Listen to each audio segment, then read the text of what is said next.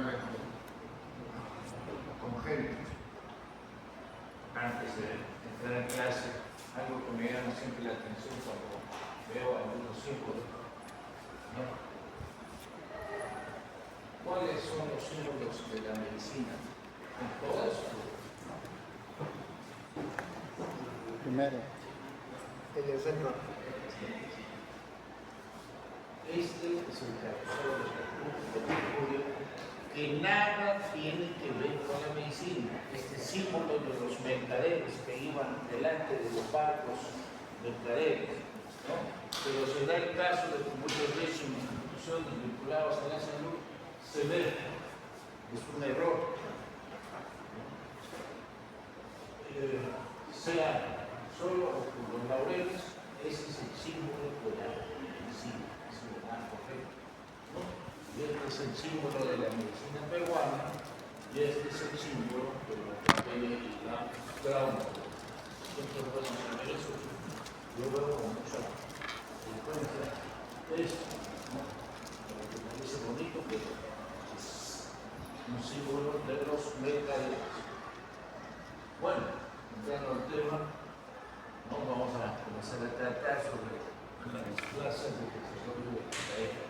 Antes a este tema se le llamaba luxación congénita de la cadera, ¿no? Esto daba la impresión de que la luxación se producía de la noche a la mañana y el niño nacía con la luxación. No es así, ¿no? Es completamente diferente de una luxación traumática. Por eso es que se ha cambiado de nombre. Tratan de llamar enfermedad luxante de la cadera, displasia de la cadera en desarrollo, displasia congénita de la cadera y así. Y en términos generales se ha optado por el término más frecuente es displasia del desarrollo de la cadera. ¿Qué es la displasia del desarrollo de la cadera? ¿No? El término de displasia es una anomalía del desarrollo de un órgano o de un tejido o de una célula bastante utilizada en oncología. La displasia del desarrollo de la cadera es una deformación del desarrollo, es una deformidad congénita. No estoy hablando de malformación, estoy hablando de una deformación del desarrollo o una deformidad congénita de las estructuras que conforman la cadera. Puede darse en el periodo perinatal, en las primeras semanas de los primeros meses de vida, y van a llevar a inestabilidad, ¿no? A subluxación o luxación de la cadera.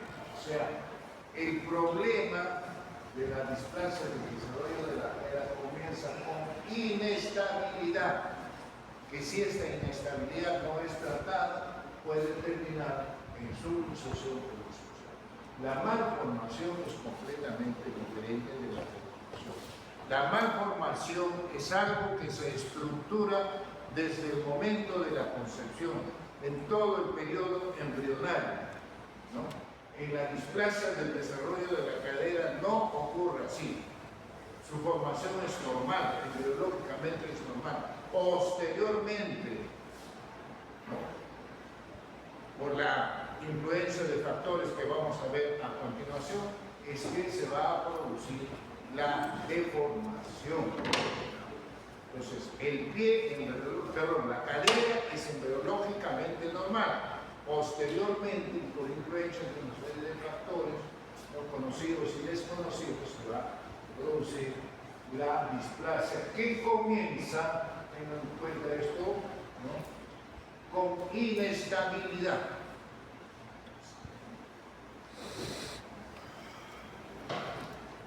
Ahí tenemos, por ejemplo, las estructuras que van a conformar, que van a hacer que la cadera sea estable.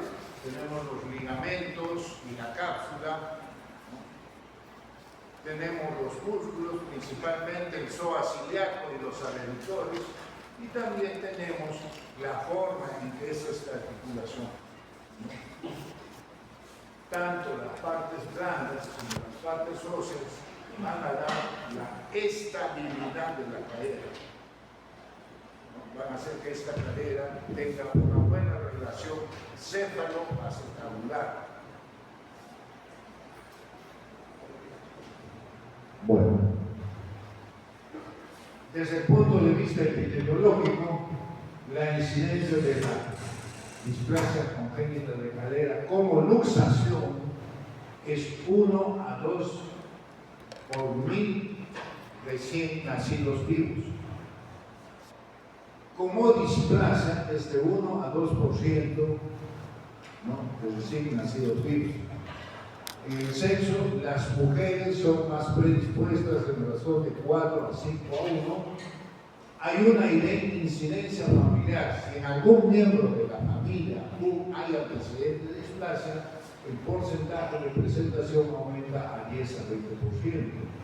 En cuanto a la raza blanca es la más predispuesta, blanca en latinos, y mucho menos en los negros. El lado derecho es el más afectado, perdón, el 80% es unilateral, siendo el lado izquierdo el más afectado y el derecho el menos, y 20% es bilateral. La displasia del desarrollo de la cadera está asociada a torticollis miógena, a piel bot, a metatarso a hiperlaxitud. ¿Qué quiere decir esto? Que si tenemos niños que nacen con estas alteraciones, tenemos que buscar displasia del desarrollo de la cadera. Clasificación. La displasia del desarrollo de la cadera se clasifica en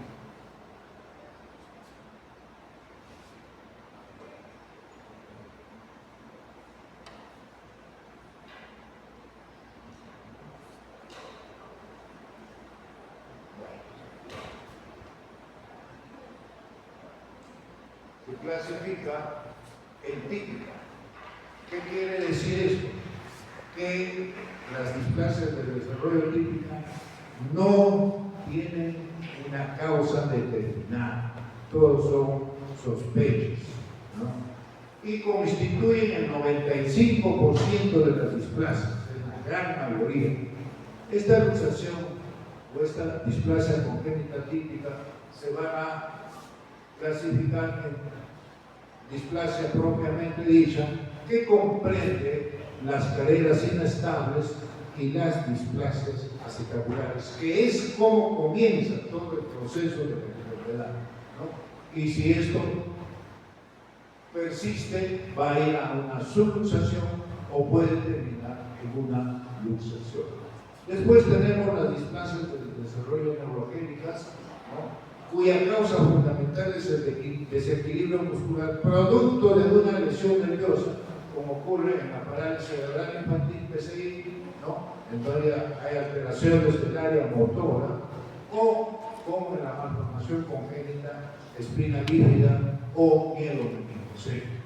Y también tenemos las displasias teratológicas, ¿no?, que van asociadas a otras anomalías congénitas como es la artrogriposis y otros síndromes congénitos complejos. En adelante solamente vamos a tratar sobre la displasia del desarrollo de la cadera del tipo típica, porque la gran mayoría es por la que nos interesa. Bueno, desde el punto de vista etiopatogénico, van a haber una serie de factores que van a condicionar esta carencia displasia, ¿no? Por ejemplo, hay factores genéticos, hay un factor de displasia acetabular, hay factores hormonales y también hay factores ambientales y mecánicos. Son los factores inestabilizantes que se van a presentar en la época prenatal. Y después vamos a tener los factores desencadenantes o postnatales. Generalmente son de tipo, ¿no?, ambiental, factores ambientales postnatales. La concurrencia, bueno, vamos a verlo aquí. Desde el punto de vista de los factores genéticos, ya hemos visto que es más frecuente en la raza blanca, ¿no? La incidencia aumenta cuando hay un antecedente familiar, es más frecuente en mujeres. Esto hablaría de algún factor genético. que no está determinado. En cuanto a la displasia acetabular, se dice que el acetábulo debe tener una profundidad para contener la cabeza femoral. Se dice que este acetábulo sería muy plano, de tal manera que no contiene la cabeza. Y factores hormonales. En las últimas semanas del embarazo hay un aumento de la progesterona, que entre sus muchos efectos va a ser actuar sobre los músculos de la pelvis, relajándolo para que en el momento del parto, ¿no?, el canal pélvico se relaja un poco, se amplía y pueda pasar la cabeza fetal, que es la más grande, ¿no? Se dice también que estas hormonas progesterónicas actuarían en las partes blancas de la cadera, en la cápsula, en los músculos, de tal manera, ¿no?, que estos se van a relajar y la cadera puede salirse fácilmente o quedar en su posición. También hay la hormona relaxin, que actúa tan igual como la progesterona, ¿no?, y también puede actuar a nivel de las partes blandas de la cadera. Y finalmente vamos a tener los factores ambientales y mecánicos. La displasia del desarrollo de la cadera es más frecuente en primíparos, ¿no?, más frecuente en embarazos gemelares, más frecuente en posiciones viciosas o posturas viciosas del cuello, en oligohidráulicos, en feto grande. Entonces, esa relación feto-útero está disminuida de tal manera que el feto estaría en cierto modo incómoda, causando ciertas posiciones que van a facilitar la salida de la cabeza femoral. Y tenemos los factores desencadenantes, ¿no?, postnatales. Son de tipo ambiental, postnatales, por ejemplo. Yo no sé, pero en la época que yo terminaba la carrera, haciendo el internado en la maternidad, cuando nacía un recién nacido, ¿no?, nosotros lo agarrábamos de los piecitos y lo poníamos boca abajo, con la idea de que no se aspire con el hito fetal. Pero esto hace que la cadera se estire bruscamente, y si tiene todos los factores predisponentes, esta cadera puede salirse. Igual sucede a veces durante maniobras de higiene, de baño, uno puede hacer maniobras sencillas, pero en una cadera, ¿no?, por la parte blandas, laxas, puede salirse la cadera.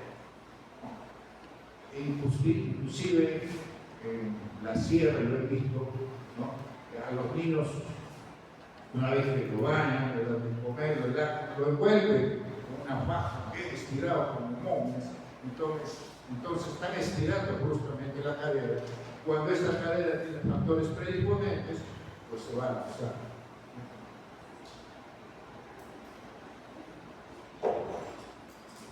Entonces, la concurrencia de varios factores fisiológicos mencionados en un recién nacido ha de ponernos en alerta ante la posibilidad de que este niño presente displasia.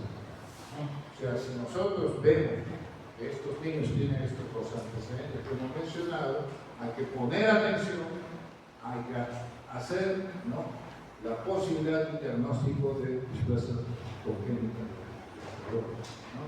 Esto es multifactorial. Y recuerden que se inicia con inestabilidad. Esto va a ser importante después para el tratamiento. El diagnóstico.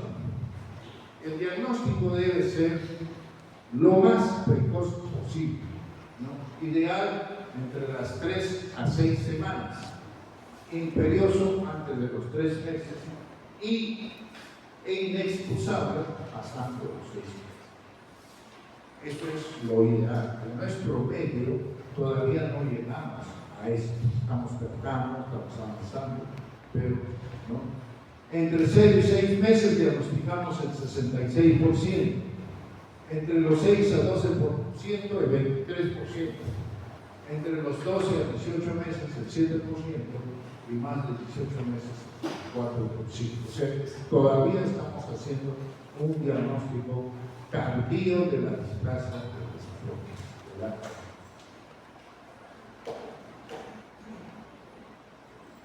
Entonces, para el diagnóstico, ¿no?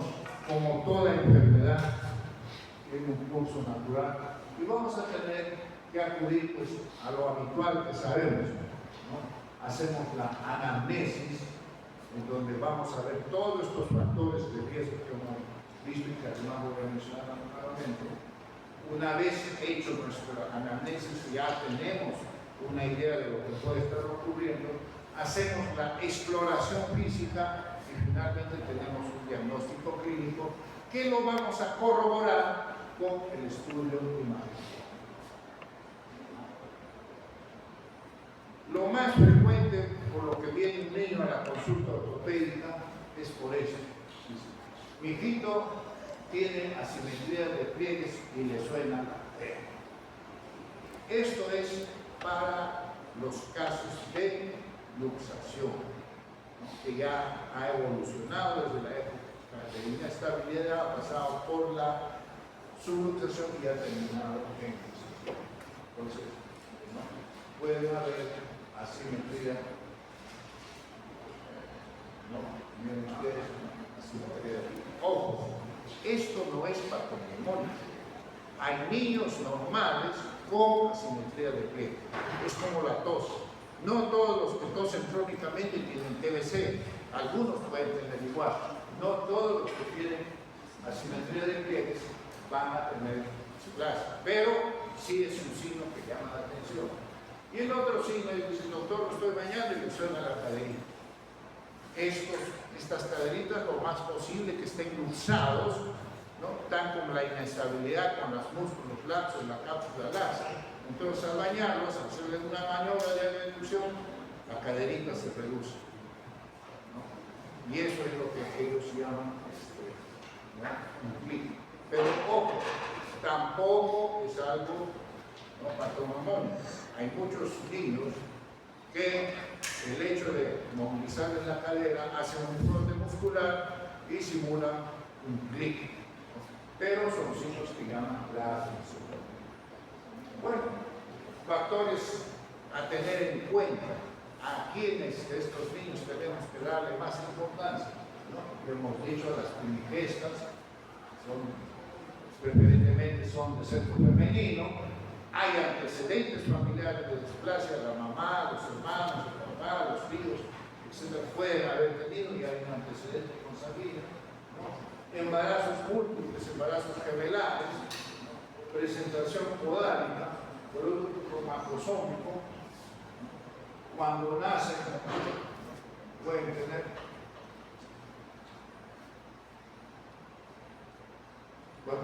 pueden tener género returbado.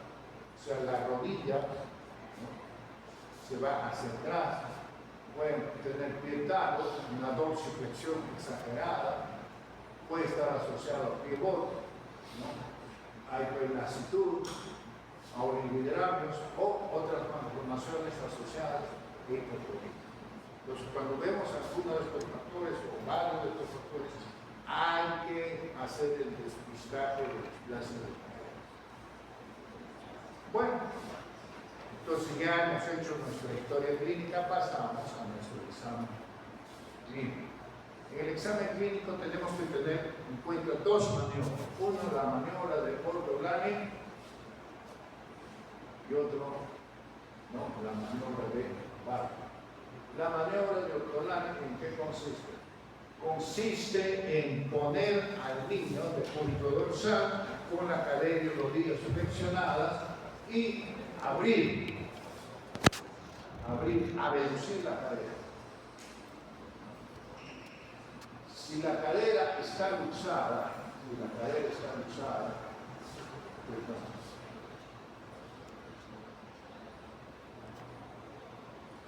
al abrir se va, perdón, esta es la maniobra de Barber. La maniobra de Ortolani. Se pone al niño de cúbito dorsal con rodillas y flexión a 90 grados, se toma tal cual como ustedes están observando, a las rodillas, ¿no? Y cuando la cadera está luxada, al reducir, se va a reducir fácilmente. ¿Por qué? Porque los tejidos todavía están blancos. O sea, la maniobra de Ortolani nos indica que la cadera está luxada. Nosotros al reducir, ¿no?, sentimos que algo entra a su sitio, ¿no? Lo sentimos y escuchamos, llamado clic. Entonces la maniobra de Ortolani nos indica luxación de la cadera. En cambio, la maniobra de Barlow. En la maniobra de Barlow es igual, se pone la anillo en el punto de dorsal, cadera y rodillas en dirección de 90 grados, se toma de las rodillas con la dos manos, ¿no? Y en vez de aducimos y tratamos de sacar la cadera de su sitio. ¿No? Si la cadera sale de su sitio, vamos a percibirlo. Inmediatamente aducimos y vamos a percibir cómo entra la cadera. Entonces, la maniobra de Barlow nos indica que la cadera es inestable, que es luxable fácilmente. Pero ocurre, bueno, cuando ya el niño es más grande, ya vamos a ver, ¿no?, la asimetría de pliegue. Esto lo vemos desde que se nace. La limitación de la abducción. La cadera luxada se reduce menos al poner, ¿no?, de esta manera. Vemos que la zona de la cadera afectada va a ser más corta, ¿no?, la maniobra de Galeazzi. Va a haber un pseudo acomodamiento, como la cadera cruzada sube, asciende, entonces todo el miembro asciende y aparentemente hay un acomodamiento. Cuando ya el niño camina, vamos a ver, ¿no?, la claudicación y la maniobra de Trendelenburg. La maniobra de Trendelenburg es que cuando el niño se para en el lado opuesto de la luxación o la displasia, ¿no?, la cadera cae. ¿Por qué? Porque los músculos están insuficientes. Y en algunos casos que son bilaterales se agrega hiperlordosis. Bueno, esto es importante, ¿no? La experiencia de Barlow reportó que la incidencia de la inestabilidad de la cadera en el examen del recién nacido era 1 de cada 60. O sea, cuando él hizo su maniobra, trató de luxar la cadera, encontró que uno de 60 niños, ¿no?, se podía luxar, o sea, eran caderas inestables.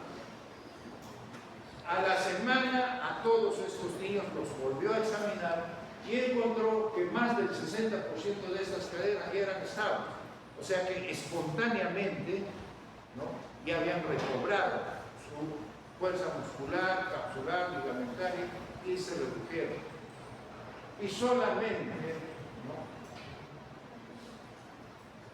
de lo que quedaba, el 85% de estas caderas son estables a los 2 meses. Solamente un porcentaje de 10% o 15% aproximadamente, ¿no?, quedaban inestables después de los 2 meses. Entonces, el 85% de las caderas luxables o inestables se curan espontáneamente. El resto evoluciona a displasia, a subluxación o a luxación. Por eso es que cuando yo les mostré la diapositiva, ¿no?, anterior sobre la incidencia, la luxación es de 1 a 2%, mientras que la displasia es de 1 a 2 por 1000. Bueno, ya tenemos nuestro examen clínico, ¿no?, ya tenemos la sospecha y entonces vamos a comprobarlo con el estudio imaginológico. La radiografía es uno de los exámenes que ayuda bastante, o ayudaba bastante. Después tiene la ecografía, que hoy en día, ¿no?, tiene mayor importancia que la la tomografía y la resonancia magnética no se usan para el diagnóstico. Lo usamos muy raras veces para el tratamiento, sobre todo cuando fracasa el tratamiento. Entonces, en la radiografía, ¿qué vamos a buscar? Más que todo, vamos a buscar signos radiográficos de luxación. En la radiografía no se ve una inestabilidad ni una subluxación. Lo que vamos a buscar es una luxación. Y lo que se llama la triada radiológica de Putnam. Cuando una cadera está luxada en la radiografía, vamos a ver migración de la cabeza femoral. O sea que la cabeza femoral no está en su sitio, está migrada. Vamos a ver oblicuidad del pecho. Esta angulación, ¿no?, es menor de los parámetros establecidos, ¿no? Y va a haber hipoplasia del núcleo, o sea que la cabeza femoral no va a desarrollar, va a ser más pequeña. Pues no se olvide, triada de Putnam, fija, ¿no? Migración de la cabeza femoral, oblicuidad del acetato, hipoplasia del núcleo cefálico. Lo vamos a aclarar posteriormente, ¿no? Y las radiografías es recomendable después de los 3 o 4 meses. ¿Por qué? Porque antes casi todas las estructuras de la cadera en su mayor parte son cartilaginosas y no se puede ver bien en la radiografía. Esa es la gran desventaja de la radiografía. Antes había una posición, la posición de von Rosen, ¿no?, que era abducción de 45 grados y toda la rotación interna, de tal manera que cuando uno trazaba el eje del fémur coincidía con el cartílago triradiado. En una cadera usada, ve usted, el eje del fémur no coincide con el acetato, pues este es el luxación. ¿Cómo vamos a buscar estos signos radiográficos? Primero, vamos a trazar una línea recta que pasa por ambos cartílagos triradiados y una línea vertical perpendicular a la primera que pasa por el polo superior del acetato.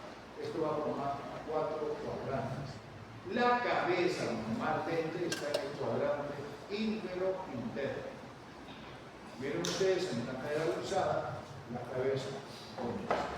Hemos dicho que dentro de la triada de Putnam, la cabeza femoral es hipoplásica. Miren ustedes, recién se está observando la osificación a diferencia de la cadera luxada. Esto es una hipoplasia del núcleo cefálico. Una ectopía que está fuera de su sitio, la cabeza no está congruente con el acetato, no está en el cuadrante interno, ¿no? Y esta cabeza es más pequeña. ¿Por qué? Tanto el acetato como el núcleo cefálico se necesitan para desarrollar. Entonces la cabeza normalmente está en el cuadrante inferior interno. Como está luxada, está fuera de este cuadrante. Después también tenemos la línea de Schenck. Hay una continuidad entre la parte superior de la curatriz y la parte inferior del cuello femoral. Cuando hay una luxación, esta línea está invertida. Si nosotros tomamos la línea media del anillo pélvico, este segmento, ¿no?, debe ser igual al otro, pero cuando está luxada la cadera, este segmento.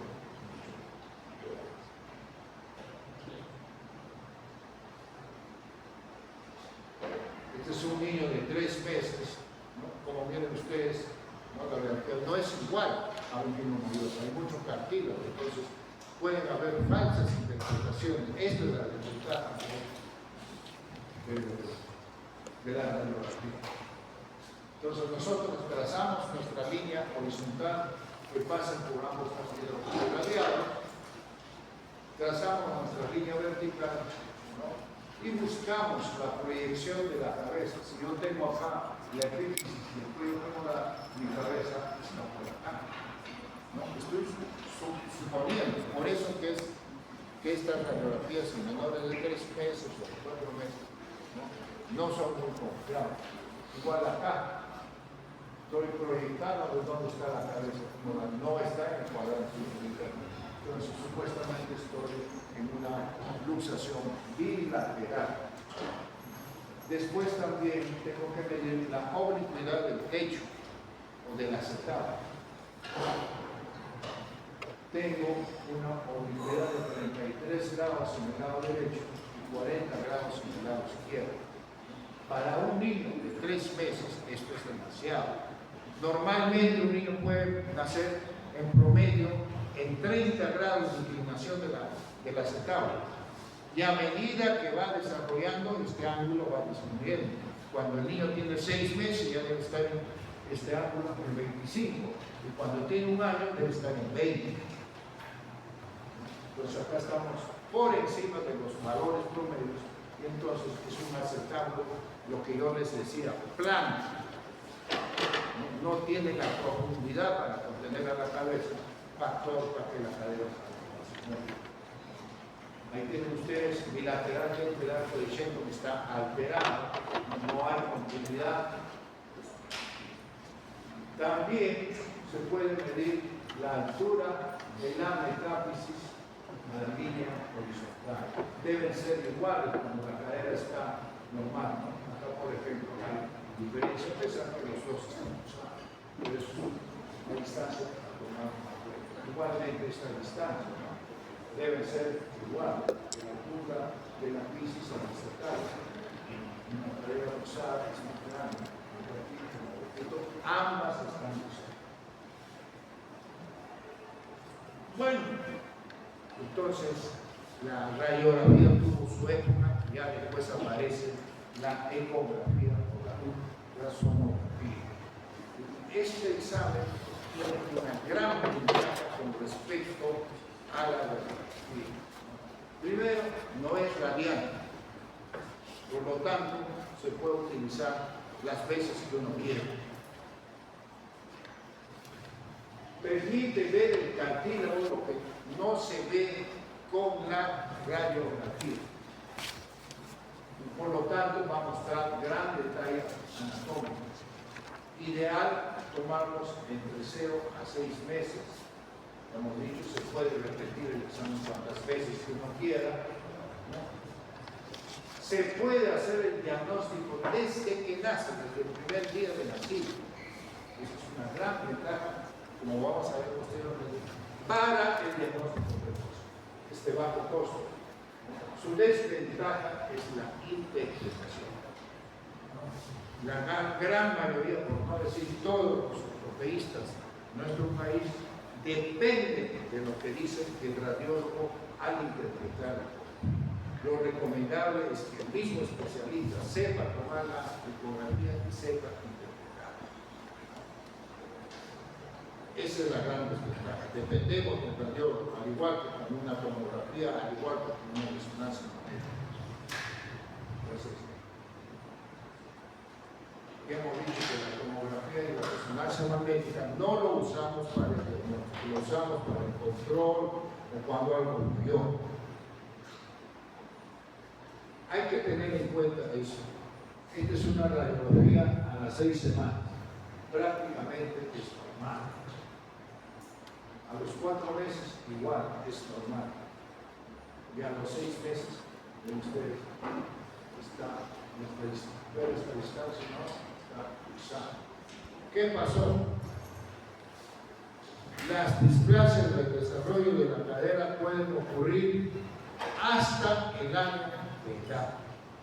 ¿Qué quiere decir esto? Que no contentarse con el examen inicial. A veces lo habitual es que recibimos al niño, hacemos todas las maniobras y no hay problema. Y posteriormente, a los meses, llega con displasia. Entonces, sobre todo cuando hay todos esos factores que hemos mencionado, factores de riesgo, hay que hacer el seguimiento. La luxación se puede producir después del nacimiento hasta el año de. Bueno, aquí viene lo importante. Antes, con las maniobras de Stolani, con las maniobras de barco, con la radiografía, pues podríamos hacer un buen diagnóstico después de los 3 meses. Y ocurría que muchos pacientes ya la luxación lo portaban desde recién nacido. Entonces perdíamos un valioso tiempo. porque el diagnóstico debe ser lo más precoz y el tratamiento también debe ser lo más precoz. Entonces, hemos dicho, cuando vimos a Barro, que gran parte de las inestabilidades se resolvían, ¿no?, a la primera semana y solamente un pequeño porcentaje quedaba. Entonces, en base a eso, ¿no?, con los estudios, con la aparición de la ecografía, se ha hecho un diagnóstico más precoz, porque no he hecho que el diagnóstico se pueda hacer desde el momento de sí. Clínicamente, hacer el diagnóstico de inestabilidad entre 1 a 3%. Yo, en más de 40 años, 2 veces habré hecho la maniobra de Barlow positivo, más. Entonces, mediante el examen físico, inestabilidad, maniobra de Barlow positivo, menos de 1 a 3%. La radiografía prácticamente no diagnostica inestabilidad. La radiografía nos va a diagnosticar su luxación y sobre todo luxación. La ecografía, el único examen que nos hace el diagnóstico de inestabilidad, y es ahí donde debemos ir nosotros. El diagnóstico precoz en la época de inestabilidad, ¿no?, por lo tanto, nos va a permitir hacer un tratamiento precoz. Entonces, el mejor momento para el diagnóstico de la displasia del desarrollo de la cadera es entre las 4 a 6 semanas, cuando ya no va a haber la reducción espontánea. Y la mejor oportunidad de tratamiento de la displasia del desarrollo de la cadera es entre las 6 a 12 semanas. Antes esperábamos nosotros tener, ¿no?, los factores de riesgo, la sospecha, etc. Ahora se recomienda hacer un screening, hacer un examen ecográfico a todo el recién nacido, con signos, ¿no?, de riesgo o sin signos de riesgo. No es todavía, ¿no?, una actitud, ¿no?, que la llevamos en nuestro país, pero bueno, tratamos de recomendar a todos los que, ¿no?, a los obstetras, a los neonatólogos, ¿no?, a todos que manden a hacer una ecografía todos los años. Ustedes deben ser portadores de eso. A sus hijos, a sus sobrinos, a hijos del amigo, ¿no?, hombre o mujer, hagan un screening de la cadera. Es barato y es bastante confiable, ¿no? Entonces, mediante el examen ecográfico, nosotros podemos diagnosticar, ¿no?, la inestabilidad, ¿no?, entre las 4 a 6 semanas. Y entonces podemos tratarlo rápidamente, ¿no? Ahí ustedes están viendo una ecografía. Las ecografías se toman en el punto lateral, de tal manera que esta línea es la cresta ilíaca, ¿no? Esta parte posterior es lo que es la parte ósea del acetábulo, la parte anterior es la parte cartilaginosa. Entonces nosotros trazamos una línea, ¿no?, que continúa la cresta ilíaca y trazamos otra línea, ¿no?, por la parte ósea, y eso nos va a determinar un ángulo, lo que se llama el ángulo alfa, y debe ser mayor de 60 grados normales. Luego a través de la parte cartilaginosa se traza otra línea y determina el ángulo beta, que debe ser menor de 55 grados. ¿Qué quiere decir esto? Todo esto en la cabeza femoral. Que la mayor parte de la cabeza debe estar en el ángulo alto, en la parte inferior.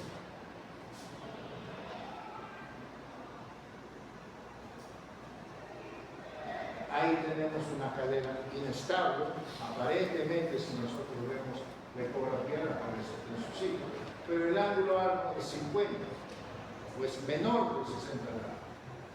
Y el ángulo beta es mayor de 55 grados. ¿Sí? Esto quiere decir que la mayor parte de la cabeza está hacia la parte cartilaginosa, está proyectándose, está saliendo.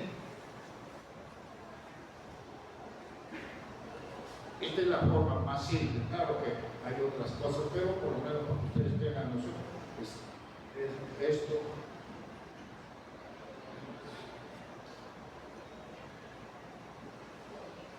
Hay diferentes tipos de presentaciones de la displasia del desarrollo de idea.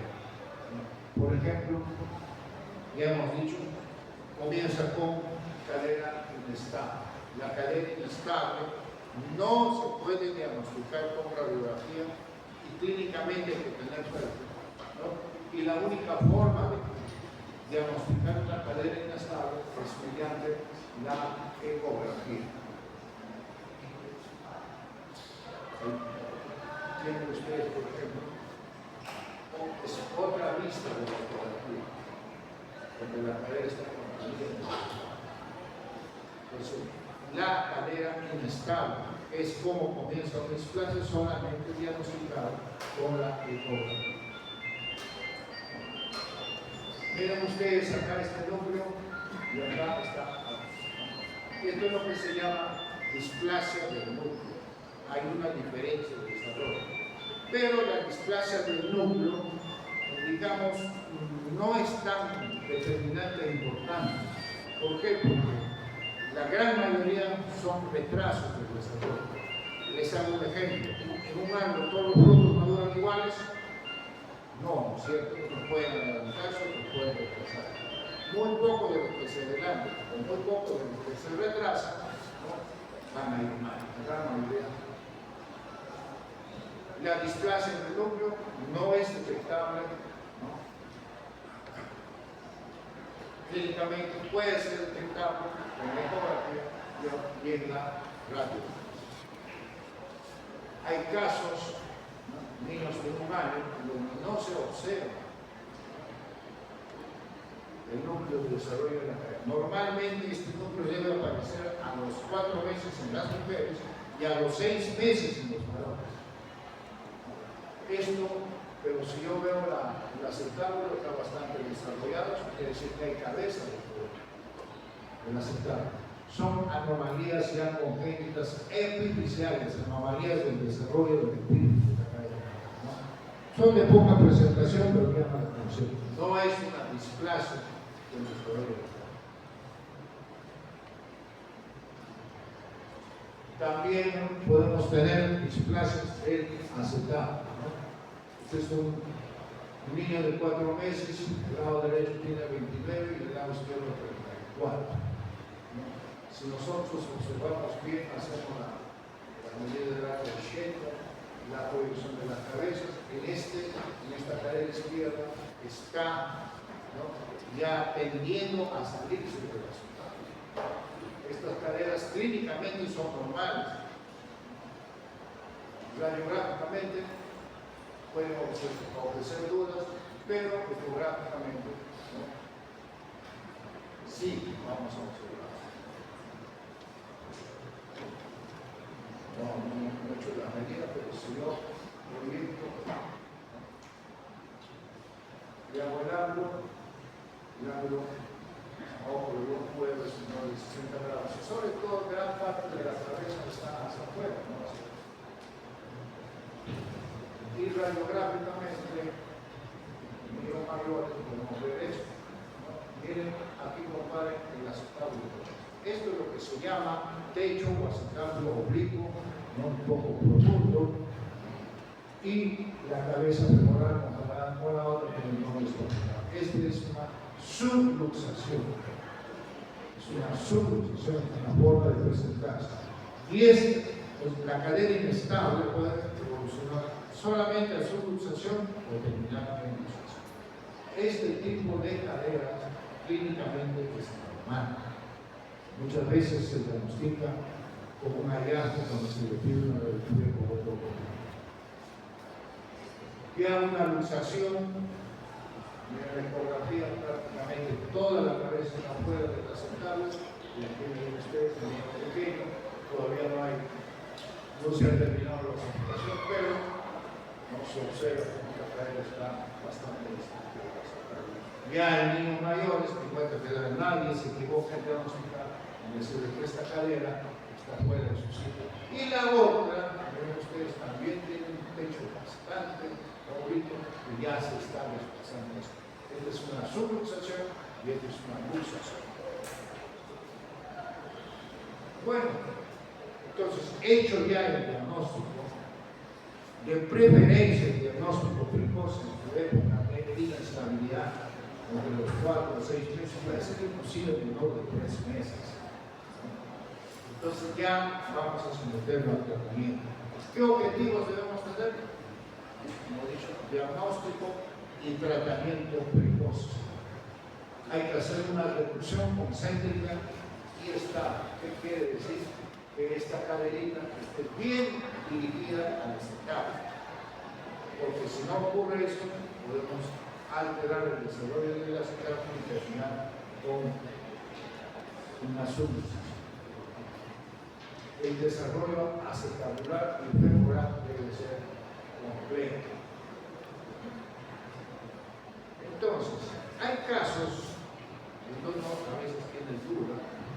La ecografía, ¿no? De acuerdo a los ángulos, se tiene varias clasificaciones: cadera normal, cadera en crecimiento, cadera luxable, leve, moderada, y hay otras clasificaciones más. Entonces, a veces tenemos duda, puede decir cadera ligeramente luxable o cadera en desarrollo. Entonces tenemos dudas y mejor lo tratamos. Se usa este tipo de fémur, más que todo esta es la llamada fémura de Frey, ¿no? Cuando hay displasia del córneo, del núcleo o cadera distal. Se usa ya sea de uso continuo por 24 horas o ya sea por la noche. Lo importante es ver la evolución del control anterior. Radiografía para las 2 o 3 veces, y ahí tenemos que ver que el ángulo acetabular va mejorando, que puede estar apareciendo el núcleo cefálico.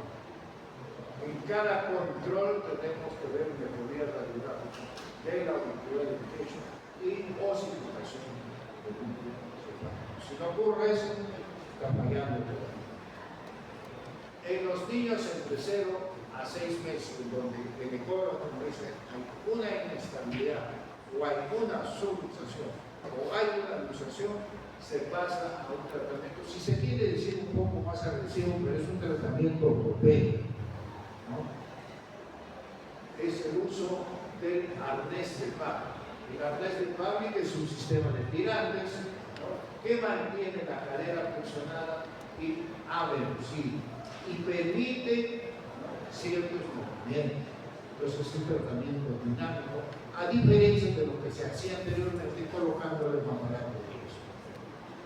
Es un dispositivo dinámico y de autorreducción sin presión. Nosotros no tenemos que reducir la caderita, si está usada espontáneamente al reducirse, se reduce. Exclusivo para el desplazo del desarrollo de la cadena física, no para los neurológicos ni para el brazo neurológico. Es reducciones temporales. ¿Qué quiere decir temporal? Que no se reduce al momento de poner el aparato, sino después del día. Es de fácil control. Lo que sí los padres deben entender lo que significa el arnés de Pavlik y cómo funciona. Tiene una falla de 10 a 15%. Un paciente con su arnés de Pavlik, luxada, y ya reducido. Cuando ya el diagnóstico lo hemos hecho en un niño entre los 6 a 12 meses, ya los músculos están más contraídos, ya no es tan fácil reducir. Entonces, hacemos el músculo que más está contraído es el abductor mediano. Por lo general hacemos una tenotomía, cortamos el tendón y a veces el psoas también. Y luego reducimos bajo anestesia de forma suave y le colocamos un aparato de yeso. O sea, ya el tratamiento es un poco más agresivo. Si el niño tiene entre 12 a 18 meses, ¿no?,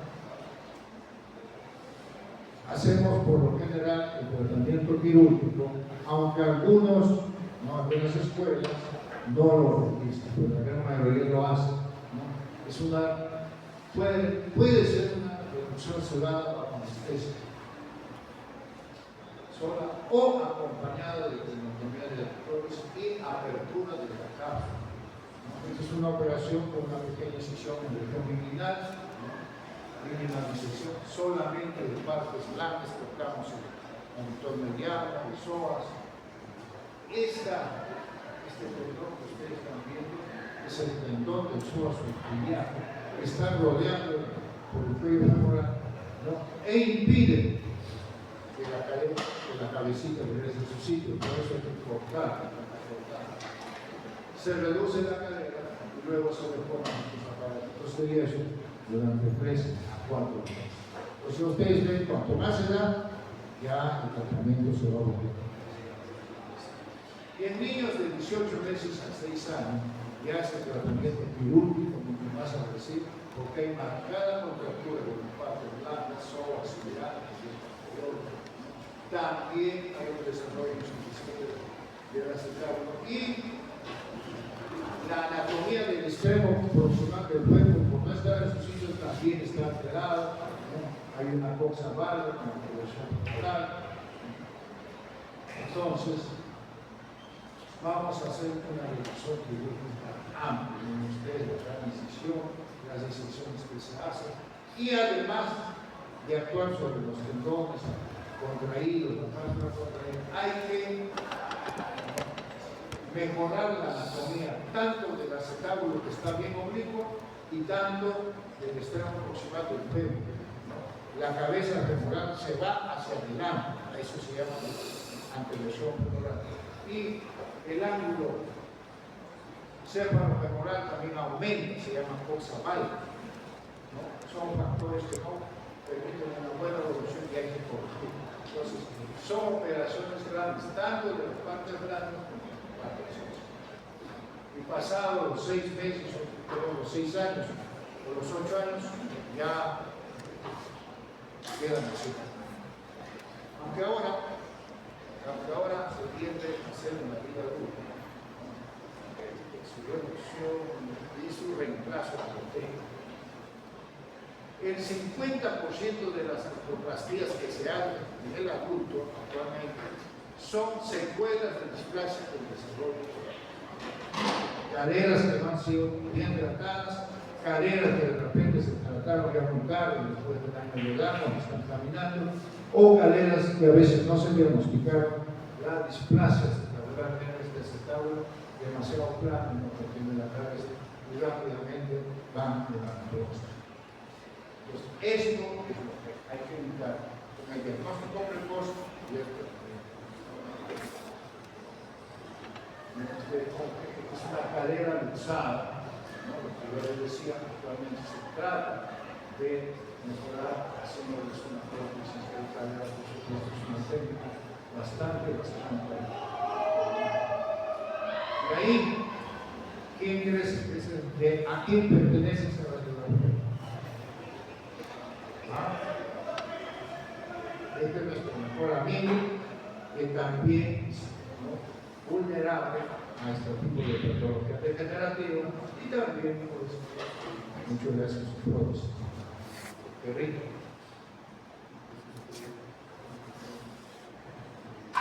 Las complicaciones, siempre hay complicaciones, sobre todo cuando ya se trata en forma quirúrgica, ¿no? Hay necrosis avascular de la epífisis de la cabeza femoral, que ustedes acá, y se ha necrosado la cabeza femoral y parte de la epífisis, y ya no hay cabeza. Hay reluxación o subluxación residual, hay displasia acetabular solo cuando la cadera, el acetábulo queda muy rico, y complicaciones postoperatorias, ¿no? Propias, como son la infección de la herida quirúrgica. Cuando ya queda una displasia, ¿no? Va a causar prematuramente el dolor, marcha normal, osteoartritis y candidato a una flor. ¿Qué es lo que no deben olvidar? El diagnóstico precoz antes de las 6 semanas por un examen clínico y ultrasonografía de la ecografía. El doble o triple pañal no es tratamiento para la inestabilidad. Acostumbrados, por lo menos los peritos antes, no por su pañalito, y sobre todo los pediatras, no es tratamiento. Las radiografías no son muy útiles, ¿no?, para el diagnóstico de la displasia antes de los 3 meses. El ultrasonido puede ser una herramienta útil para dudas en el diagnóstico en manos de un experto. El tratamiento siempre debe ser realizado por un ortopedista. Conclusiones: la displasia simple no da signos clínicos, o sea, la inestabilidad no da signos clínicos. La luxación puede presentarse hasta el año de edad, como hemos visto. La cadera inestable al nacimiento es una displasia mientras no se demuestra lo contrario. Se nace con la displasia. La luxación es una de sus consecuencias, la consecuencia final de la displasia. El diagnóstico y el tratamiento precoz ofrecen muy buenos resultados, sobre todo antes de los 6 meses.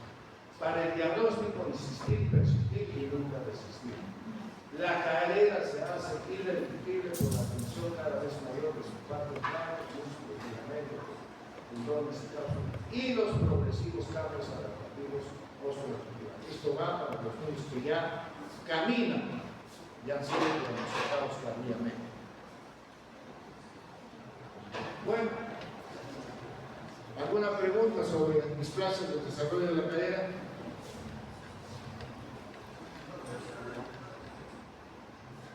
Entonces continuamos. Vamos a la parte del osteocondritis. Las osteocondritis vienen a ser un trastorno de la osificación encontrada que incluye la osteogénesis y la condrogénesis en la región en crecimiento, que al final causa la destrucción del tejido óseo. Se ve en todos los centros de crecimiento o de osificación del esqueleto. Esto incluye a las epífisis, las apófisis, las fisis, y frecuentemente se presentan en crestas. ¿Qué quiere decir? Por ejemplo, en el talón, nuestro pómulo mayor, hay esta parte de media luna, que es la zona donde crece, es una región cartilaginosa. Entonces, acá también se inserta el tendón de Aquiles, que es uno de los tendones más poderosos. Entonces, a veces, no se sabe por qué, ¿no?, los niños hacen bastante actividad y comienzan con dolor. Y esto se necrosa, se fragmenta. Igual sucede en la cadera, esto es la enfermedad de Sherman, ¿no?, en la cadera, la enfermedad de Pernas. La cabeza comienza a necrosarse, a destruirse, a la esclerosis. Igual sucede en el tubérculo anterior de la tibia y la rodilla. Todos estos centros son de crecimiento, están en crecimiento. O sea, las osteocondritis se presentan en huesos en crecimiento, en vivo. Todos van a tener, con pocas diferencias, los mismos signos y síntomas. Dolor durante el movimiento. Acá, por ejemplo, hay una necrosis, ¿no?, del escafoides. Bien. Por el dolor van a tener limitación funcional, ¿no?, tienen escasos signos inflamatorios.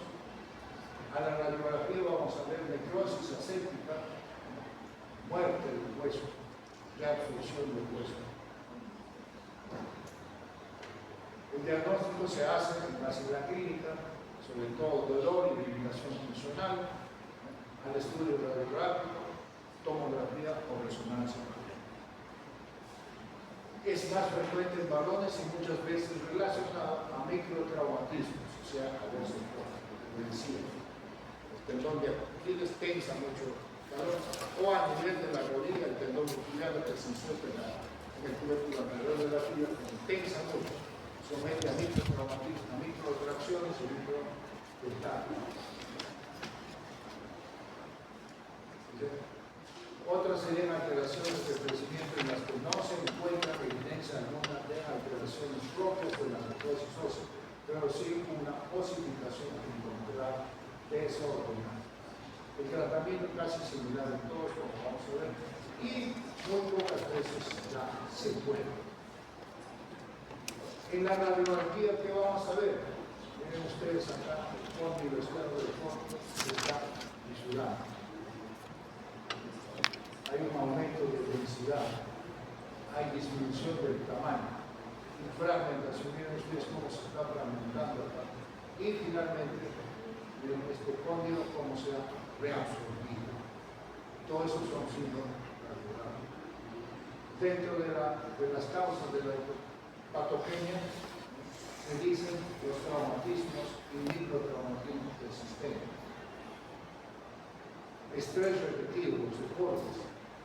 Pueden haber alteraciones vasculares, sobre todo en la enfermedad de Perkins, la fibrosis de la cabeza sistémica. Algunas infecciones subclínicas, anomalías en el desarrollo óseo. Algunas son constitucionales, y en las condiciones constitucionales, como la enfermedad de Perkins. Y algunas atribuyen trastornos de origen nervioso. Y la gran mayoría no hay causa, que es de origen idiopático. Cuando se necrosa el cóndilo humeral se llama enfermedad de Hansen. Cuando se necrosa el escafoides de la muñeca se llama enfermedad del tiempo. Y cuando se necrosa el escafoides del pie o del talso se llama enfermedad del tiempo. Estos son poco frecuentes, por eso no lo voy a decir. La enfermedad de Perkins sí es bastante frecuente y si no se diagnostica rápidamente es clínica fuerte. Necrosis aséptica de la cabeza femoral, frecuente entre los 4 a 10 años. Los síntomas no se repiten o pueden empezar entre los 2 a 3 años. Pueden causar deformidad de la cabeza, artrosis. Dentro de las causas es desconocido. Posiblemente hay una obstrucción arterial de las arterias nutrices, de las arterias nutrices que nacen de la circunfleja y van a la cabeza femoral, pueden obstruirse. ¿Por qué? No se sabe. Dentro del cuadro clínico, ¿no? Es más frecuente de 4 a 1, no hay antecedente traumático ni infeccioso, ¿no? Hay dolor en cadera y a veces en rodilla. Todos los niños que no han sufrido traumatismo y dicen me duele la rodilla, hay que examinar la cadera. Ocurre que muchas veces nos circunscribimos a la rodilla, le tomamos su radiografía, etcétera, etcétera, y no hay nada. ¿No? Nosotros le preguntamos a los niños, ¿te has caído? El niño va a decir sí, porque siempre se cae. Y muchas veces atribuimos a eso la causa. Dolor de rodilla, examinar la cadera. Cojera leve. Esto comienza, el dolor no es muy intenso, es bastante soportable, ¿no? Y así también la cojera, la claudicación, inicialmente es imperceptible y poco a poco va a aumentar. Y la gran mayoría, ya avanzaron más, se dan cuenta por la claudicación que por el dolor de la cadera. El conejito cojea. Hay, por supuesto, si hay dolor, hay limitación funcional. Como hay limitación funcional, atrofia. En el estudio radiográfico es importante, hay que tomar 2 incidencias. Una incidencia de frente y otra incidencia de lado, que también le llaman enrado. Esta es la incidencia para ver la cabeza femoral tanto frontal como en su parte delantera. Va a haber aumento del espacio articular. Si esta caderita se está necrosando, va a disminuir el tamaño y este espacio articular va a estar aumentando. Aumento de la densidad ósea. Nuestra cabeza se está necrosando, va a aumentar su densidad articular. La cabeza pierde su esfericidad. Hay esta cabeza normal, también esta cabeza achatada. Hay destrucción biolicenciación del cartílago del crecimiento. El cartílago del crecimiento, mira cómo se va destruyendo y desapareciendo. Hay extrusión, o sea, la cabeza temporal al estar destruyéndose más, ¿no? Se destruye un poco hacia la parte exterior. Hay quistes metaficiales de estos espacios lúcidos, son quistes metaficiales. La resonancia magnética permite hacer el diagnóstico. A veces también se puede usar la tomografía, la gamografía o la ecografía, pero la ecografía no es tanto para diagnosticarnos o para mostrarnos la imagen, sino nos muestra si hay líquido o no hay líquido interno. Ahí tienen ustedes la ecografía, en la normal tienen ustedes una cadera aplicada con necrosis acética o enfermedad enferma. Como la cabeza está más esclerosa, más pequeña, el espacio interarticular está amplio, la metástasis del cuello femoral, miren ustedes cómo está deforme o presencia de quistes. Miren ustedes. Acá, las dos caderas, miren ustedes estos pequeños, la forma de la cabeza. Las dos caderas están tomadas. Eso puede utilizar. Esta es en la forma, en la incidencia del áustero lateral, miren esta es la frontal, y en la lateral se muestra más detalle radiográficos, igual acá, ¿no? Miren ustedes en ambas caderas, ¿no? Se está fragmentando, se está aplastando, está protegiendo, igual acá que está fragmentando. Siempre tener en cuenta que puede ser otra radiografía. Miren ustedes cómo se va presentando en la incidencia del áustero, nuestra magnitud. El tratamiento. No, como no conocemos la etiología, no hay un tratamiento etiológico. Entonces vamos a hacer un tratamiento de soporte, es decir, como la cabeza lo comparamos con una esponja. Entonces, si soporta peso, se va a aplastar y se va a salir hacia afuera, se va a destruir. Entonces, tenemos que evitar que el niño cargue peso, o sea, tenemos que contener y descargar.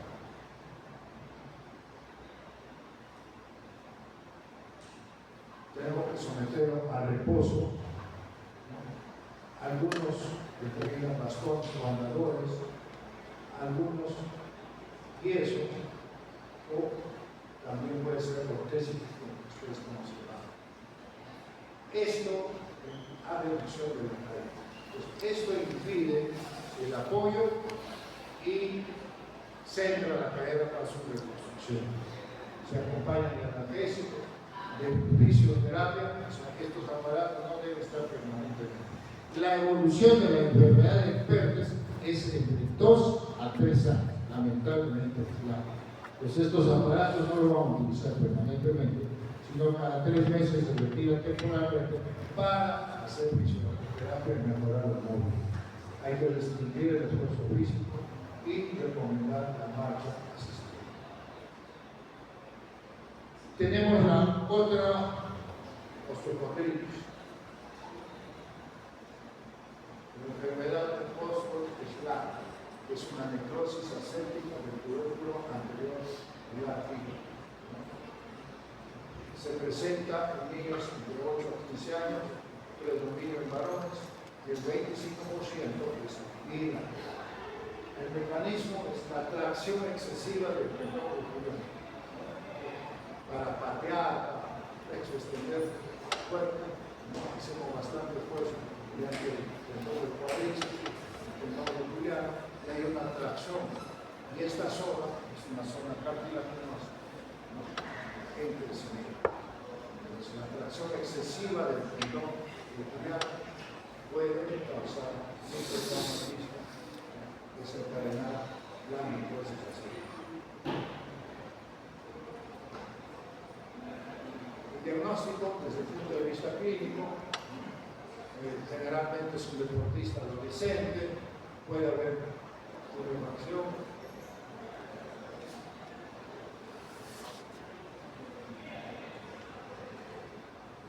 un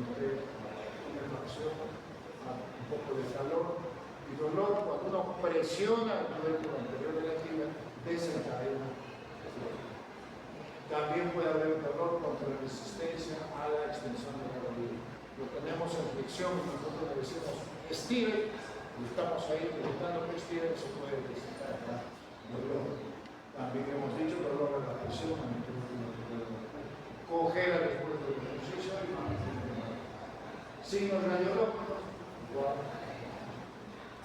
Alejamiento del núcleo óseo del tubérculo anterior de la tibia. Esta formación ósea se va alejando de la tibia con irregularidades y fragmentación.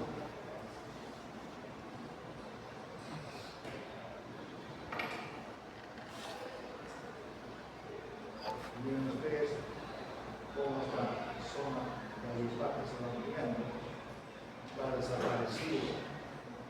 Hay diferentes formas de presentación de la necrosis aséptica. El tratamiento, pues, no hay dolor, hay que dar analgésico, se puede utilizar hielo después del ejercicio, reposo temporal, no hacer deportes. En casos agudos que tengan mucho dolor, claudicación, hay que inmovilizar la rodilla, primero es un aparato de yeso y una rodillera semirígida por 4 semanas. Se recomienda en muchos de ellos lo que es la cincha ortopédica de la rodilla. ¿Cómo actúa? Esto se interpone entre la rótula y el tubérculo anterior de la tibia y como que tracciona un poco el tendón rotuliano y evita menos esfuerzo para afectar el tubérculo anterior de la tibia. Hay que hacer fisioterapia. Por lo general, regresiona espontáneamente. Generalmente se hacen deportes, no hacer deportes entre 6 a 8 semanas y luego comenzar. Bueno. Hay casos muy raros que se cronifican, que el dolor es muy intenso, entonces se puede hacer una cirugía, ponerle un injerto óseo que va a producir la ossificación. La enfermedad de Shell, ¿no? Es una osteocondritis del núcleo de ossificación del calcáneo, osteocondritis del calcáneo. El mío se queja del dolor del talón, el mecanismo de producción, repetidos esfuerzos, especialmente el sano, cuando el tendón de Aquiles trabaja bastante, generalmente es unilateral. El cuadro clínico, dolor en uno o ambos talones, claudicación a la marcha, equino al caminar, o sea, no pisan sobre el talón o el dolor, tubefacción y rubor en la zona del talón, del tendón de Aquiles, se baja la postura, usted puede también y va fragmentando. Si nosotros presionamos esto con el dedo, ¿no? Desencadenamos. En el estudio radiográfico vamos a observar la pose del calcáneo denso y fragmentado. El núcleo epifisiario del calcáneo en forma de media luna. Acá lo estamos observando, media luna. Con contornos irregulares. Espacio que separa al resto del calcáneo, este espacio está. El tratamiento, como todos, reposo, aires, fisioterapia. A veces es necesario inmovilizar el tobillo con una gota de yeso por 3 semanas para un ortésico que puede inmovilizar como este. Y a veces utilizar una talonera para darle un mayor aplanamiento del socio. Y finalmente, otra de las osteocondritis, la enfermedad de Prager, es una destrucción de la cabeza tumoral en las metatarsiones, a predominio, ¿no?, del segundo o tercer metatarsión. Los mecanismos de acción serían microtraumatismo por uso de cajas o anestesias. Es más frecuente en las mujeres, ¿por qué? Porque usan este tipo de zapatos. Cuando se eleva el talón, mayor peso van a soportar la zona metatarsial.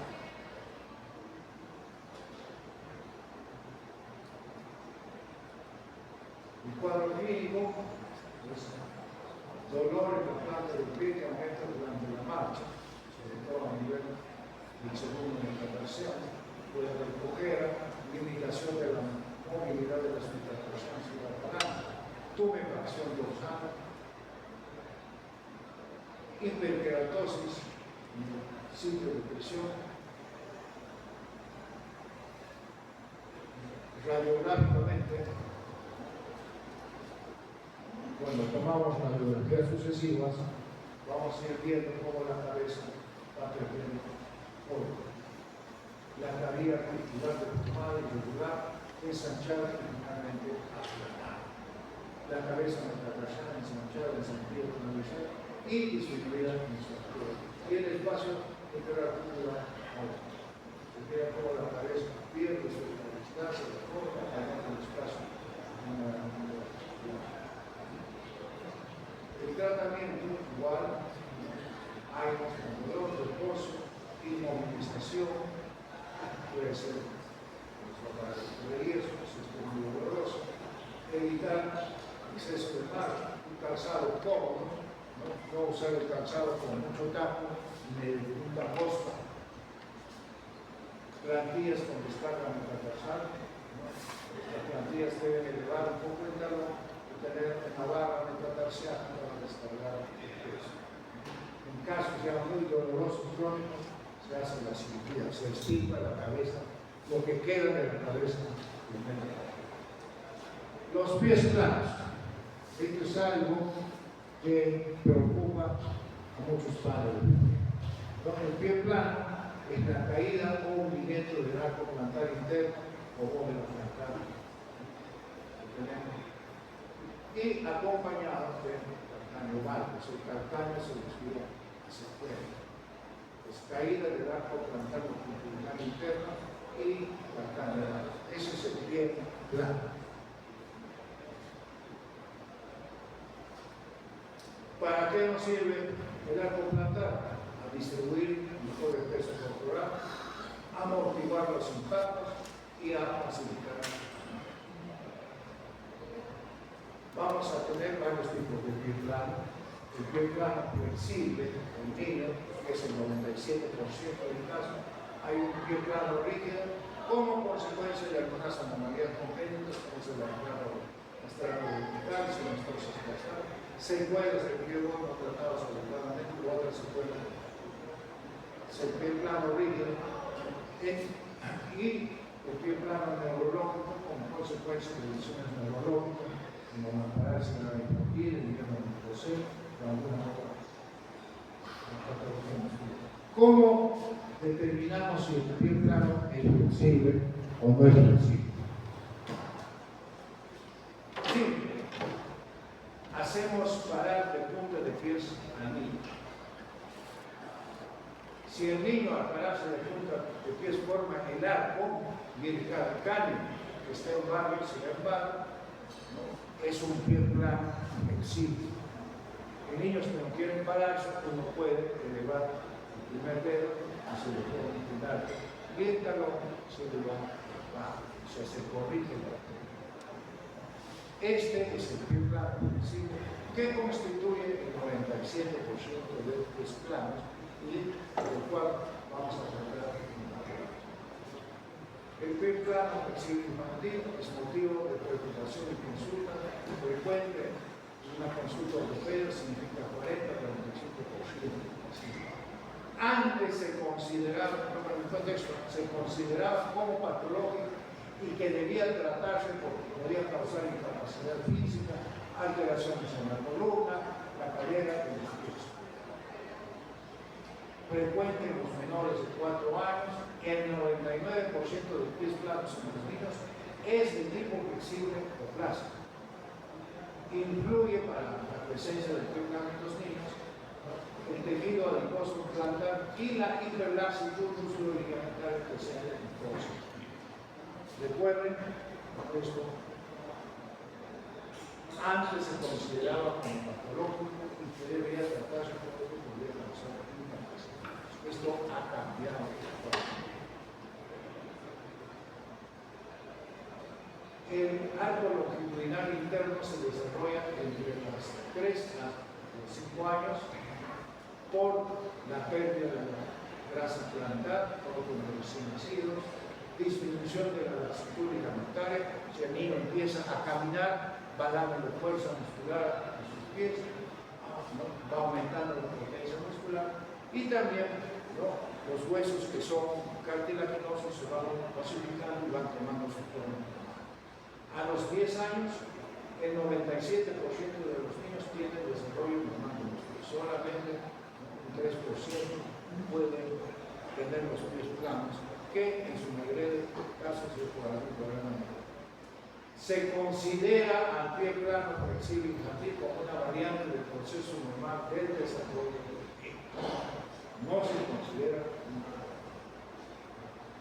El diagnóstico del pie plano flexible infantil, ¿no?, se hace por la exploración física, un coloscopio, que es un vidrio resistente de bajo mercurio, donde si hay un arco plantar, no puede inducir a hacer la maniobra de inclinarse, se puede hacer un coloscopio mediante la radio. Se acostumbraba a clasificar el pie plano, primero, segundo, tercer grado. Primer grado, cuando había una pequeña disminución. Segundo grado, cuando la parte anterior con la parte posterior estaban en línea recta. Y tercer grado, cuando había un sobresaliente de la parte posterior. Actualmente se usa aparatos computarizados para hacer un mejor estudio estático y dinámico del pie. Detecta con mayor precisión patologías del pie como son metatarsados, fascitis plantar, caláceas, esperontracanes, sobrecargas, pies planos rígidos. Permiten hacer un mejor tratamiento y permiten mejorar las funciones. Esto va más que todo en pacientes deportistas y en pacientes con pie plano rígido.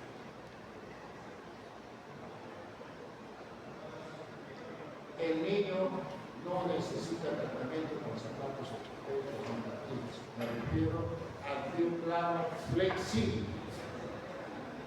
Lo que deben usar es un zapato ideal, que debe ser amplio, flexible, talón y punta reforzada, liviano, ventilado y que tenga buena adherencia. Nada de plantillas, nada de zapatos ortopédicos para el pie plano flexible. Lo que se recomienda es el estilo, cualquier forma, ¿no?, de ejercicio, saltando, caminando, bailando, de punta de pies y con el borde externo del talón. No necesita zapatos ortopédicos ni plantillas ni otros ortésicos. Lo que se recomienda usar es los calzados fisiológicos. Y también muchos padres, mi hijito está usando zapatos semi-ortopédicos. No hay zapatos semi-ortopédicos. Es un producto de la industria del calzado, más que nada.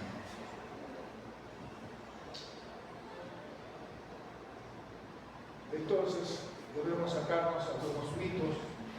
El pie plano no es una enfermedad. El pie plano no produce dolor ni otras molestias en columna, caderas y pies. El pie plano no impide realizar actividad física deportiva. Esto es importante, ¿no? El pie plano flexible, infantil, no interfiere con las actividades físicas.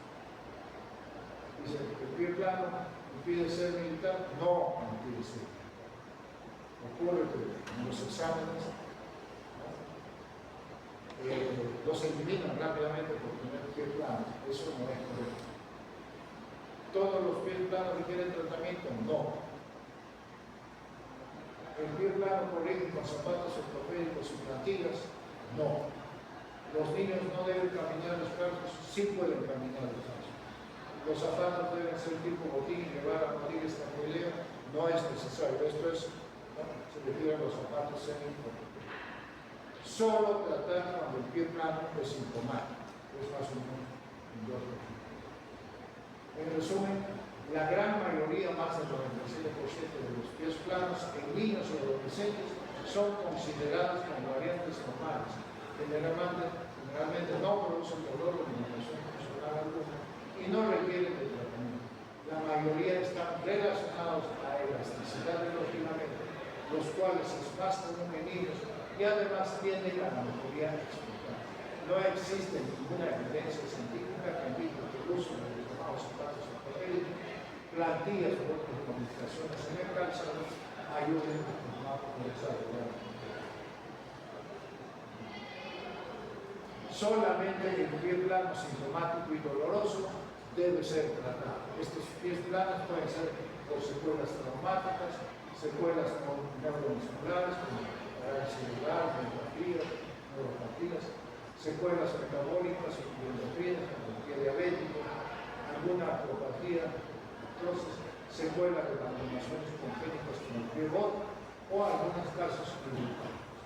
Por lo general se presentan en adultos, requieren un estudio exhaustivo tanto clínico y radiográfico, y el tratamiento en los casos leves puede ser con zapatos ortopédicos infantiles, y en los casos moderados severos ya hay que acudir a la cirugía. El pie cao es una deformidad estructural caracterizada por un arco frontal excesivamente elevado o pronunciado, provocando en la mayor parte el peso corporal que caiga sobre el talón y la zona metatarsal. O sea, hay una sobrecarga de peso en el talón y en la zona metatarsal. Características: el arco es alto, el exagerado de la frontal. Hay una concentración de carga en el talón en los metatarsianos, dolor frecuente en la zona metatarsal, llamada metatarsal, o en el talón, llamadas tarsal. Hay una inestabilidad, hay una mayor predisposición a esguince del tobillo, aparecen deformidades como aparición de dedos en garra, y callosidades en el flanco y el borde externo.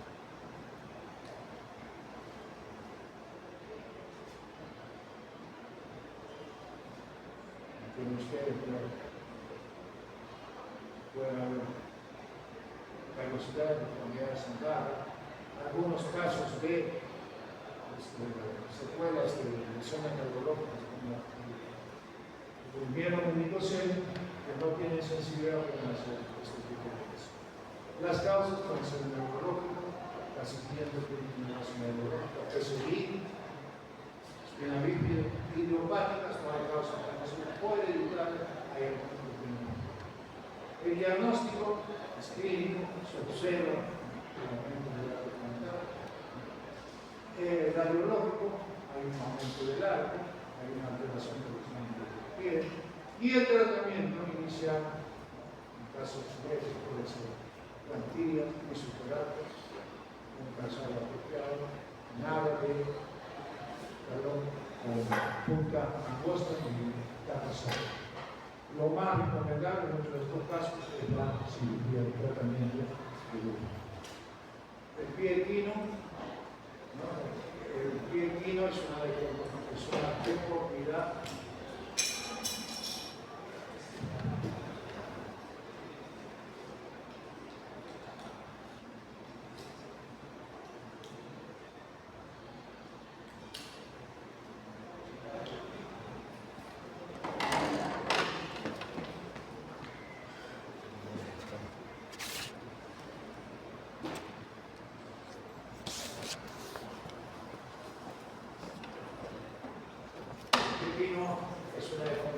en la que el pie se encuentra en flexión plantar permanente, de modo que el paciente apoya principalmente la región inferior del pie, como se está observando. Las causas pueden ser congénitas, genéticas, posición uterina y de causas neurológicas, que es la más frecuente. Las manifestaciones clínicas, al dificultad para poner el pie en posición neutra, la marcha sin capacidad de apoyar el talón, esto va a causar dolor, presencia de callos y limitaciones. El tratamiento inicial, en casos leves, es fisioterapia, puede utilizarse yeso forzando la desinfección, algunos ortésicos, la toxina bíblica aumentada a nivel del tríceps, puede relajar y ayudar a mejorar. Y en casos ya moderados o graves, hay que hacer el tratamiento quirúrgico, alguna forma de alargamiento del tendón de Aquiles, acompañados o no de cápsulotomías, cápsulas fibras saralinas, que puede estar contraído, y algunas veces de osteopenia. El pivot, esto no está incluido en Chile, pero considero que es un tema bastante importante porque es la primera, así como la displasia de cadera es más frecuente en mujeres, el pivot es más frecuente en hombres. O sea, primero la deformación congénita, también llamado pie sano, pie torto, pie equinovado, talus equinovado. Concepto. Es una deformidad congénita, trastorno del desarrollo, no es una formación, igual que la cadera. Completa del pie caracterizado por estar en punta, equino y con la planta del pie girada hacia adentro, invertido, que se presenta después que el pie está firme. En la gran mayoría de ellos, en epidemiología, 1 a 2 por 1000 nacidos vivos, más en varones en 4 a 1, es bilateral en el 50%, mayor incidencia en la raza negra, si hay antecedentes de familia, aumenta al 30%.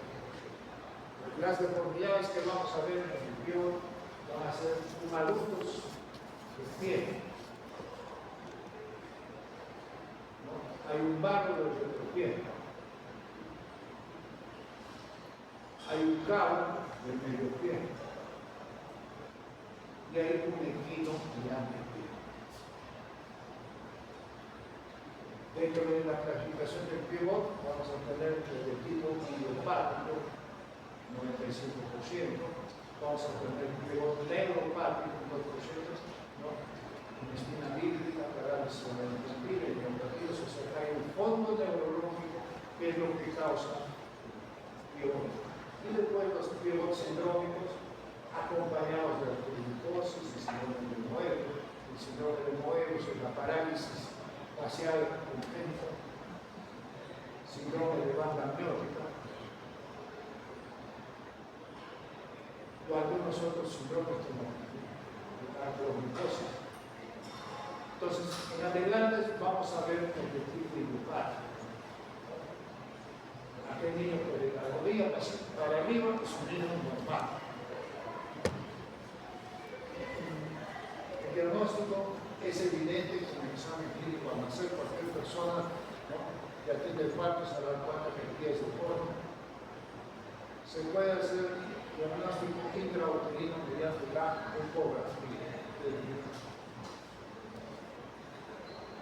En nuestro medio no hacemos este tipo de diagnóstico, hay un poco de controversia porque dicen que hacer el diagnóstico intrauterino genera mucha ansiedad, otros dicen no, prepara a la familia para el tratamiento.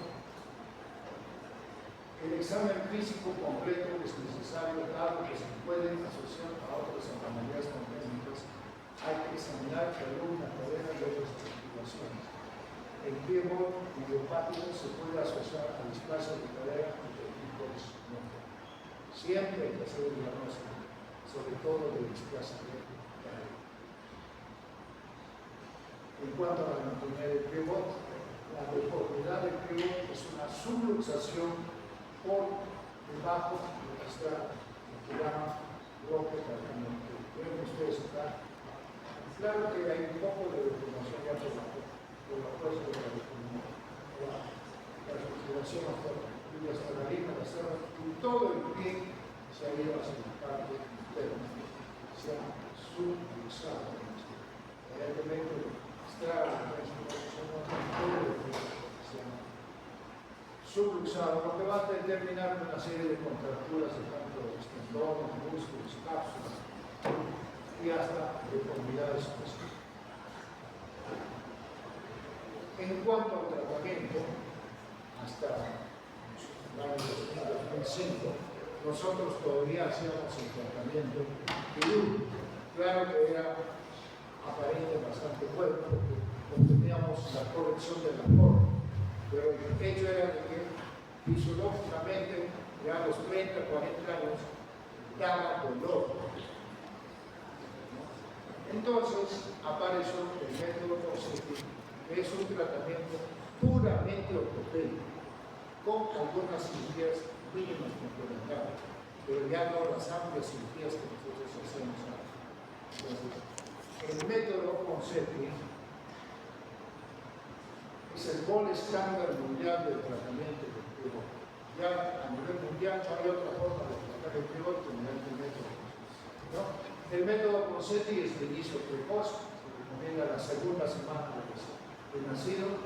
Es un método no quirúrgico, ¿no?, que consiste en una correcta manipulación. ¿Qué es la manipulación? Es el estiramiento de todas las estructuras, ¿no?, contraídas, ligamentos, tendones.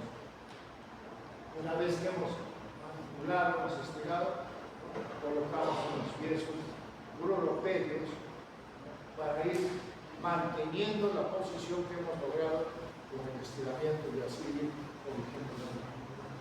Son yesos bien moldeados, no son yesos comunes y corrientes que no puede ponerse como moldeado, hay que tener una técnica especial.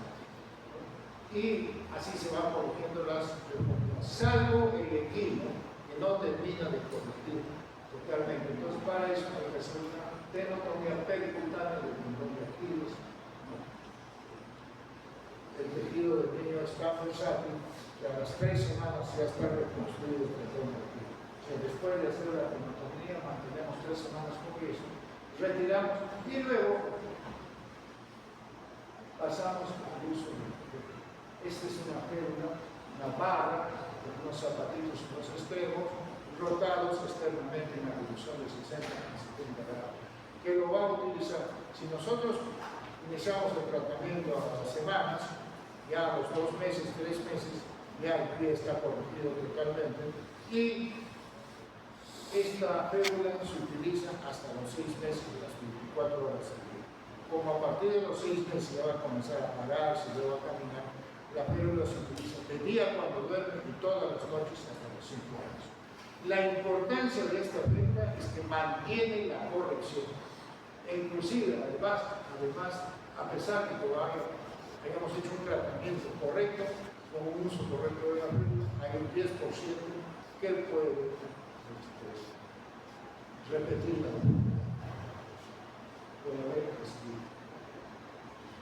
los objetivos del método Ponseti son reducir y eliminar todos los componentes de la deformidad del pie, el aductus, el varo del talón, el cabo del medio pie, el equino, todos se van corrigiendo, manipulando el pie, salvo el equino, que lo terminamos de corregir con la pie.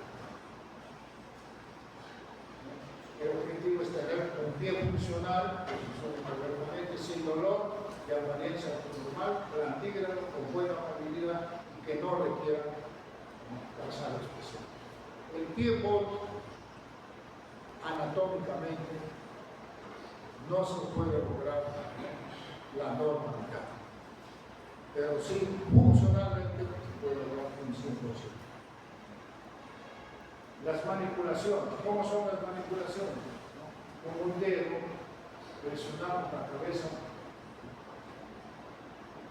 del astrado y luego llevamos todo el pie a abducción. Y así estamos restringiendo la subluxación y tanto del astrado escapulero como del calcáneo astrado. Todas las deformidades del pie equinovado se corrigen simultáneamente, fijando la cabeza del astrado y abduciendo la arteria en un suelo. Cortamos externamente. Luego, en la segunda parte, se colocan los yesos, que hay que colocar un yeso bien moldeado desde el pie hasta la zona vulgar. Ustedes cómo van mejorando Cada yeso se va cambiando semanalmente. Bueno, hay muchos pacientes que vienen de provincia, que no pueden venir semanalmente, puede hacer quincenalmente, pero no recomendable que semanal. Pues mire usted cómo progresivamente van mejorando la forma.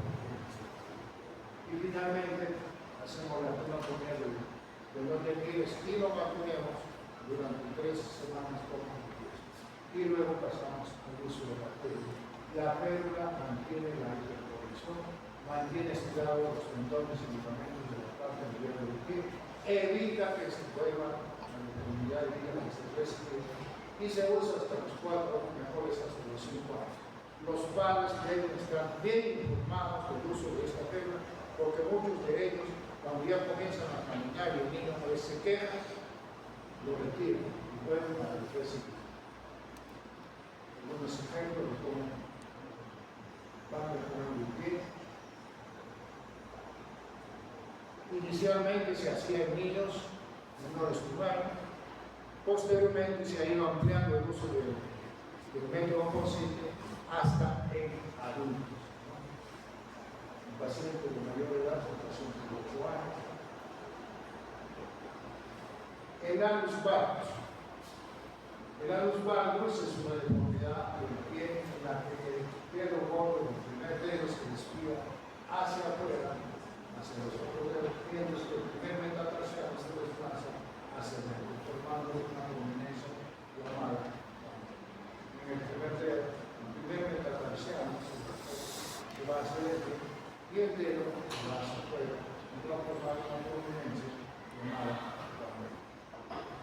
Los síntomas, en fases iniciales puede no haber síntomas, solamente insinuándose la. Ya después puede haber un dolor en la base del dedo gordo, inflamación del enrojecimiento, prominencia ósea, que es el llamado ecuanete, dificultad para usar zapatos presionan la zona del ecuanete, dolor al caminar, formación de callosidades, desviación progresiva de los dedos, como los dedos se van desviando progresivamente, y rigidez articular en casos avanzados. Diagnóstico, ¿no? Los signos clínicos son evidentes, la radiografía, el primer metatarsiano se desvía hacia adentro, el primer dedo hacia afuera, en esta parte que va formando el bulbo o el camelo. El tratamiento en casos leves, ¿no? Moderados son zapatos amplios y sin tacto. Una predisposición al ánimo tiene las mujeres por el uso de zapatos de taco alto y punta angosta. Por lo tanto, se recomiendan zapatos amplios y sin taco, ortésicos o separadores que vamos a hacer buscar, fisioterapia y sin dolor.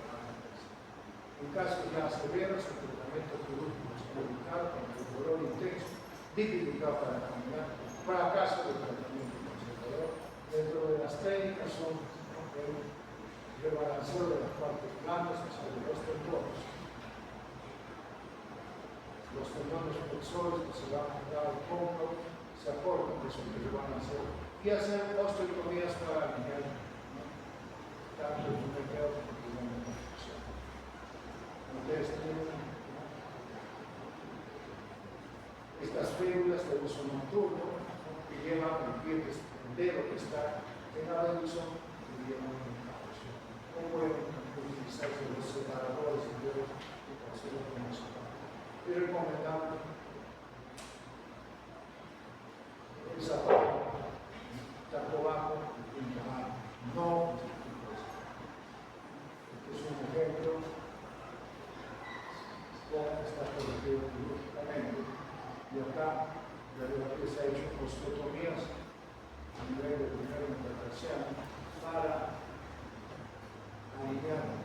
Y algunas veces hay que hacer el rebalance de los músculos, sobre todo el abductor del dedo mayor, que se inserta en su base, se desprende para insertarlo en la parte distal del primer.